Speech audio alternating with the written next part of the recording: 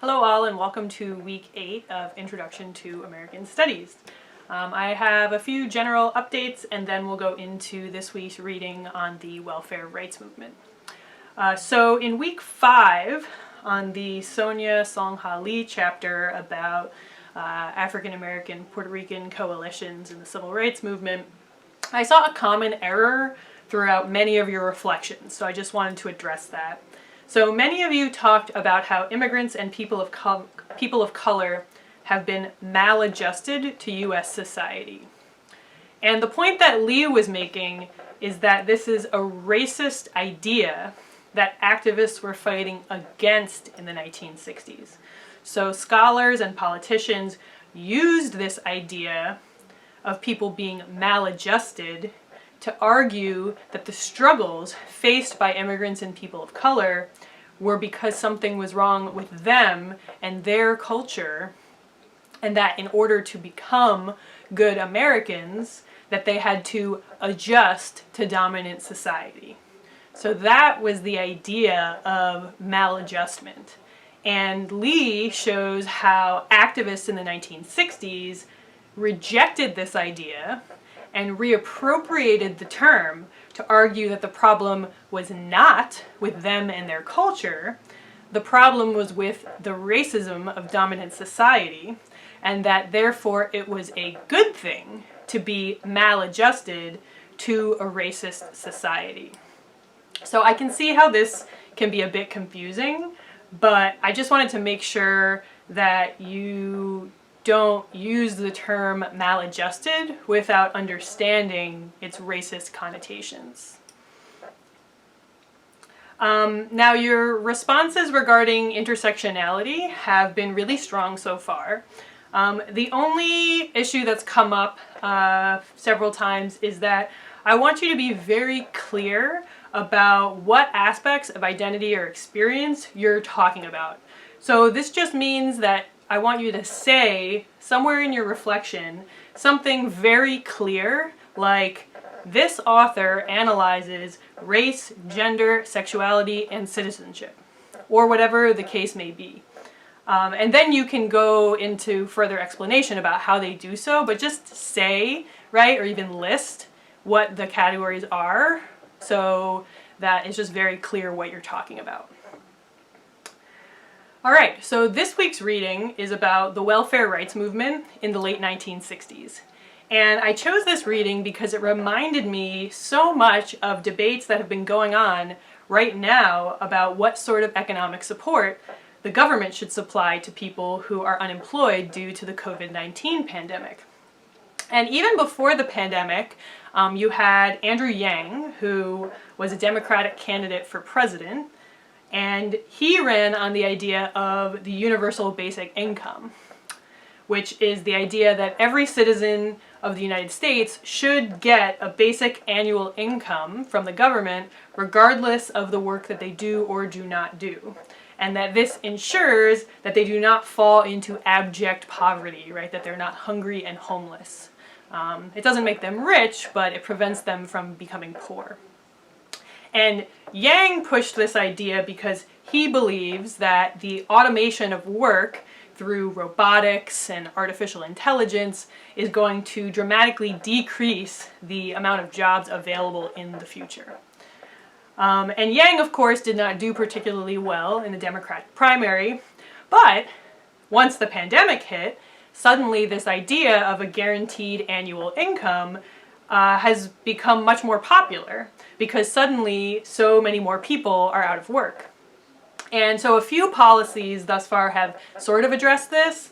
So there was the temporary increase in the amount of unemployment benefits, and then all citizens were supposed to get that $1,200 check back in the spring. And there have been proposals to extend both of these temporary solutions, but so far Congress hasn't passed anything like that. But in the reading this week, Pramila Nadasen writes about somewhat similar proposals in the late 1960s that were put forward not in response to a pandemic, but simply in response to growing unemployment and poverty in general.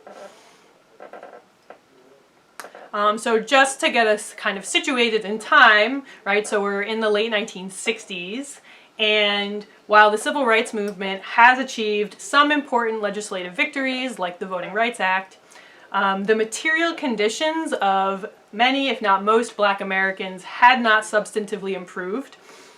And this applied to other groups as well, like Puerto Ricans, for example, we saw in the Lee reading. And Native Americans, actually. We haven't read about them in this era yet, but they definitely were struggling even more, perhaps. And in spite of the civil rights movement, poverty and unemployment and segregation and police brutality were all getting worse in most northern and western cities in the late 1960s.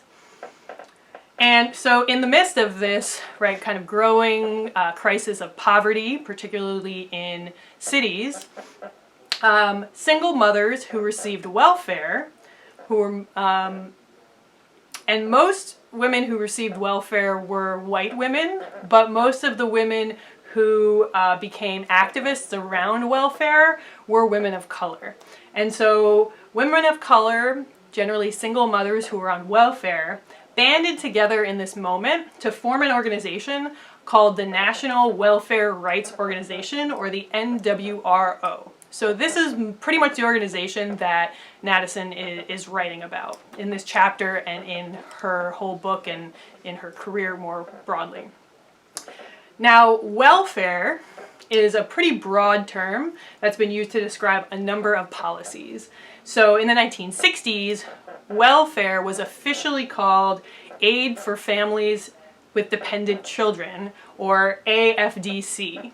So when Nadasen talks about AFDC, that's just sort of the official name for welfare in the late 1960s. And this program had started in the 1930s in response to the Great Depression.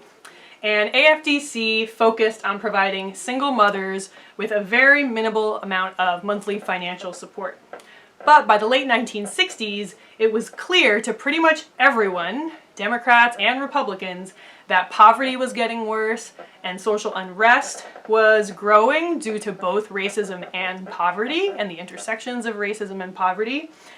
And so that increasing the amount and the availability of welfare payments was a way of addressing these problems. And so there are two major ways that this reading has expanded my understanding of America. So one is just the existence of the welfare rights movement in the first place. So generally, when we learn about the civil rights movement, we focus on middle-class Black men like Martin Luther King, or sometimes women like Rosa Parks. Nadasen shows how a major political force in this era was also poor single mothers of color.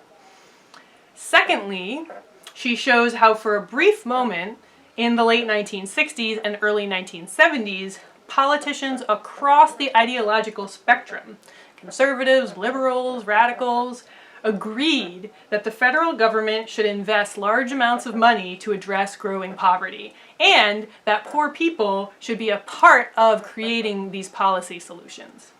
And I have to say, I never would have believed before reading this that a conservative Republican administration would have supported expanding welfare payments and working with poor people on welfare policy. And even liberal Democratic administrations have historically attacked and cut welfare. So it's not necessarily a partisan thing, right? But Nadasen reveals this moment in the late 1960s when most people supported expanding welfare. And so it opened my eyes to how much policy debates can change over time. And so Nadasen shows how the National Welfare Rights Organization came up with this plan for people who qualified below a certain income to receive $5,500 a year, which in today's dollars is about $40,000 a year. So that's actually like a pretty decent amount of money in today's dollars. And anyone would get this below a certain income threshold, regardless of family composition. So it could be a two-parent family, a single-parent family, or not a family, just adults, no children. And there wasn't a work requirement, but there were work incentives, so that you would get more money if you worked, but you would still get money if you couldn't work. And so in response to this plan, which would have vastly expanded, right, the amount and availability of welfare, the Nixon administration, which was the presidential administration in the late 1960s, relatively conservative Republican administration. So the Nixon administration came up with its own plan, which was called the Family Assistance Plan, or FAP. And their plan was a much lower amount, so it was only $1,600 a year, which is about $11,000 in today's dollars. And it very clearly prioritized two-parent families, and it had a mandatory work requirement. So the National Welfare Rights Organization opposed Nixon's plan because they said it was too little money, and then they had a really interesting debate on this issue of two-parent families and of work requirements. And so here's where we get to why we're reading this in a unit on gender and sexuality.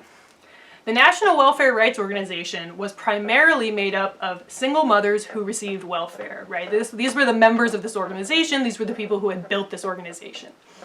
But most of the leadership of the organization, the official leadership of the organization, were middle-class men. And so already you see the gender issue, right, of who has power, right, in political organizing spaces.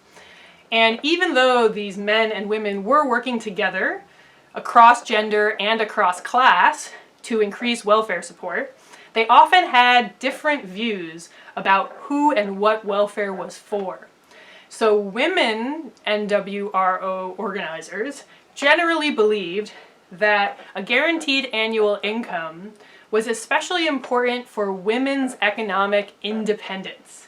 So it was important to them that the policy did not penalize single mothers for being single parents, and that the policy did not force single mothers to leave their children to go outside of the home to work. Right? They believed that motherhood was a full-time job and it deserved an income. On the other hand, men NWRO organizers generally believed that a guaranteed annual income was primarily to support unemployed men to raise their families while they were looking for work. And so these men organizers were not as interested in providing women with the economic freedom to raise children by themselves. And so Nadasen argues that these ideas about gender and their intersection with ideas about race, particularly ideas about black women, are ultimately what led to the failure of welfare expansion and the guaranteed annual income. So even though there was this moment, right, when these policies were relatively popular, that moment passed pretty quickly. And not only was welfare not expanded, but ultimately welfare was significantly decreased in the 1990s under the Clinton administration, right? Which is why I say it's not really a partisan issue, because the Clinton administration was a Democratic administration. So anyway, going back to Nadasen's argument, right, she argues that this briefly popular policy idea failed, right, because of these racist and sexist ideas about black women, and particularly black mothers. So even though the majority of people who received welfare, both then and now, are white, many Americans associated welfare with single black mothers, and they had racist and sexist ideas of single black mothers as quote-unquote lazy and undeserving of government support. And as evidence of this, Nadasen shares this amazing and horrifying quotation from a senator who opposed even Nixon's much smaller plan. And he said, quote, "I can't get anybody to iron my shirts," which shows how he believed that black women should put their kids in daycare, so that they could serve as low-wage domestic workers and do things like iron his shirts, right? Which reminds me a lot of last week's reading, right, about the proposed Black Mammy Monument. And so we see that these debates about Black motherhood continued, right, into the post-war era. And so that's sort of my brief take on Nadasen and the welfare rights movement. It's definitely a very overlooked aspect of the broader civil rights movement, and I hope it opened your eyes a bit to the intersectional race and gender and sex and class aspects of government welfare policy. As usual, your reflections and discussion board posts are due Sunday by midnight, and I'll see you next week.